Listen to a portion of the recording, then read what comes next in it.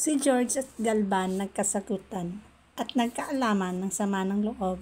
Nasabi ni Galvan na si George ang sinisisi niya sa pagkamatay ni Basil. Naiyak si George dahil siya ang sinisisi ni Galvan na dahil sa kanya nawala si Basil. Napainiyak na lang siya sa nanay niya. Samantala yung NBI, si George ang pinanghihinalaan dahil lahat ng pinatay ay nakagalit niya. Samantala, si Larry naman ay nag-visit kay Aurora at nakita siya ni Rebecca at tinanong siya about sa pagbubuntis niya noon. Sabi niya nalaglag yon, pero nag-adapt siya ng bago. Sabi ni Rebecca, di niya alam yung nangyari. Sabi niya, pwede niya ba daw ma-meet ang anak ni Larry? Makikita na ni Rebecca ang anak niya na tinatago ni Aurora. Nakita ni Aurora si Larry nakausap si Rebecca. Samantala, si George ay umiiyak. Ba't namatay ng maaga si Basil? Siya tuloy ang kawawa. Naitsapwera siya. Sana kung nagkaanak lang siya. Samantala, sinita ni Aurora si Larry. Huwag siyang puntahan sa bahay. Baka makita siya ni Rebecca at alam niya na walang preno sa pagsasalita si Larry at baka masabi niya ang totoo sa kanilang sekreto.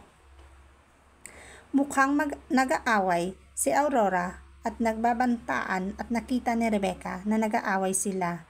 Kaya nagtataka si Rebecca at nasabi niya kay Larry parang may tinatago si Tita Aurora sa kanya. Ba't nagagalit siya agad kay Larry?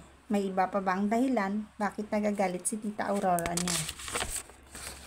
Mukhang naghihinala na si Rebecca sa mga kilos ni Aurora kay Larry. Si Larry kasi ang nag-ampon sa isang kambal na anak ni Rebecca na tinago nila. Kaya mukhang nagkaroon ng clue si Rebecca sa aksyon ni Aurora kay Larry. Parang may pagdududa na siya na si Tita Aurora niya at si Larry ay may tinatago sa kanya. Matutuklasan na kaya niya kung ano yung tinatago na lihim ni Aurora sa kanya?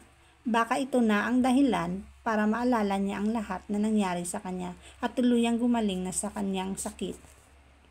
At baka dito malalaman kung gaano kasama si Aurora at bakit niya inilayo at tinago ang anak ni Rebecca dahil ito ay anak niya sa isa lamang ordinaryong tao na katulong.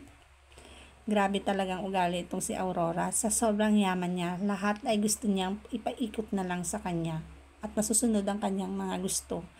Kawawa naman si Rebecca. Baka ito nga ang dahilan kung bakit nagkasakit siya at para na siyang baliw dahil sa mga pangyayari sa kanyang buhay. Nawala ang kanyang pinakamamahal at yung kanyang magiging anak. Baka yan ang dahilan kung bakit siya naloka. Pero malay natin pag nalaman niya ang totoo, baka tuluyan siyang gumaling at naalala niya ang lahat na nangyari. At tiyak baka magalit siya kay Aurora dahil si Aurora ang may pakana ng lahat kung bakit nagkaganyan siya. Abangan natin ang mga sumusunod na kabanata, lalong nagkaka-exciting ang mga pangyayari.